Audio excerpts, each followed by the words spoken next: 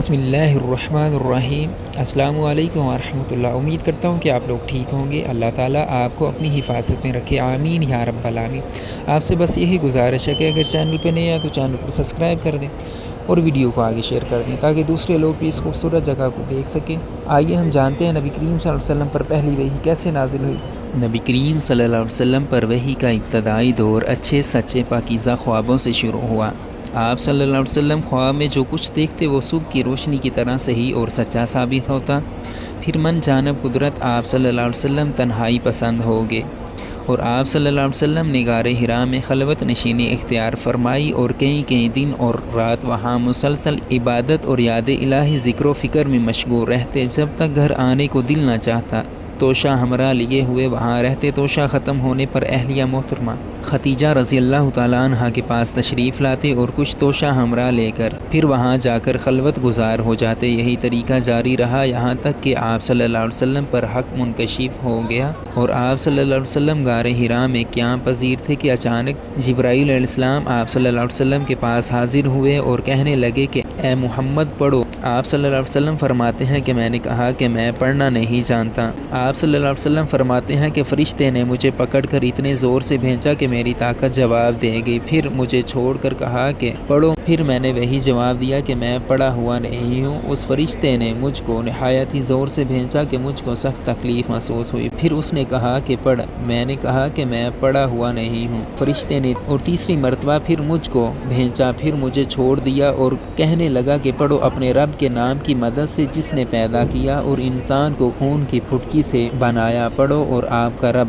بہت مہربانیاں کرنے والا ہے۔ بس یہی آیات آپ صلی اللہ علیہ وسلم جبرائیل علیہ السلام سے سن کر اس حال میں غار حرا سے واپس ہوئے کہ آپ صلی اللہ علیہ وسلم کا دل اس انوکھے واقعے سے کانپ رہا تھا۔ آپ صلی اللہ علیہ وسلم خدیجہ رضی اللہ تعالیٰ عنہا کے پاس تشریف لائے اور فرمایا کہ مجھے کمبل اوڑھا دو، مجھے کمبل اوڑھا دو۔ لوگوں نے آپ صلی اللہ علیہ وسلم کو کمبل اوڑھا دیا۔ جب آپ صلی اللہ علیہ وسلم کا ڈر جاتا رہا تو آپ صلی اللہ علیہ وسلم نے اپنی زوجہ محترمہ خدیجہ رضی اللہ تعالیٰ عنہ کو تفصیل کے ساتھ یہ واقعہ سنایا اور فرمانے لگے کہ مجھ کو اب اپنی جان کا خوف ہو گیا ہے۔ آپ صلی اللہ علیہ وسلم کی اہلیہ محترمہ خدیجہ رضی اللہ تعالیٰ عنہا نے آپ صلی اللہ علیہ وسلم کی ڈھارس باندھی اور کہا کہ آپ کا خیال صحیح نہیں ہے، اللہ کی قسم آپ کو اللہ کبھی رسوا نہیں کرے گا۔ آپ تو اخلاق فاضلہ کے مالک ہیں، آپ تو کنبہ پرور ہیں، بے کسوں کا بوجھ اپنے سر پر رکھ لیتے ہیں، مفلسوں کے لیے آپ کماتے ہیں، مہمان نوازی میں آپ بے مثال ہیں اور مشکل وقت میں آپ امر حق کا ساتھ دیتے ہیں۔ ایسے اوصاف حسنہ والا انسان یوں بے وقت ذلت و خواری کی موت نہیں پا سکتا۔ پھر مزید تسلی کے لیے خدیجہ رضی اللہ تعالیٰ عنہ آپ صلی اللہ علیہ وسلم کو ورقہ بن نوفل کے پاس لے گئیں جو ان کے چاچا زاد بھائی تھے اور زمانہ جاہلیت میں نصرانی مذاہب اختیار کر چکے تھے اور عبرانی زبان کے کتب تھے، چنانچہ انجیل کو بھی حسب منشا خداوندی عبرانی زبان میں لکھا کرتے تھے۔ انجیل سرانی زبان میں نازل ہوئی تھی، پھر اس کا ترجمہ عبرانی زبان میں ہوا۔ ورقہ اسی کو لکھتے تھے۔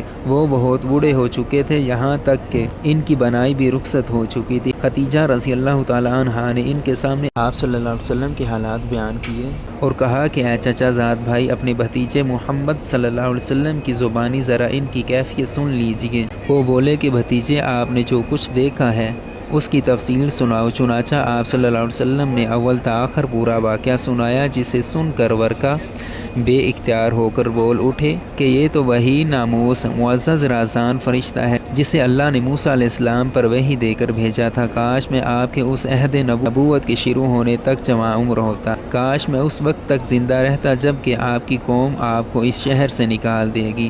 رسول اللہ صلی اللہ علیہ وسلم نے یہ سن کر تعجب سے پوچھا کہ کیا وہ لوگ مجھ کو نکال دیں گے، حالانکہ میں تو ان میں صادق و امین و مقبول ہوں؟ ورقہ بولا، ہاں یہ سب کچھ سچ ہے، اگر جو شخص بھی آپ کی طرح اپنے حق لے کر آیا لوگ اس کے دشمنی ہو گئے ہیں، مجھے آپ کی نبوت کا وہ زمانہ مل جائے تو میں آپ کی پوری مدد کروں گا۔ مگر ورقہ کچھ دنوں کے بعد انتقال کر گئے، پھر کچھ عرصہ تک وحی کی آمد موقوف رہی۔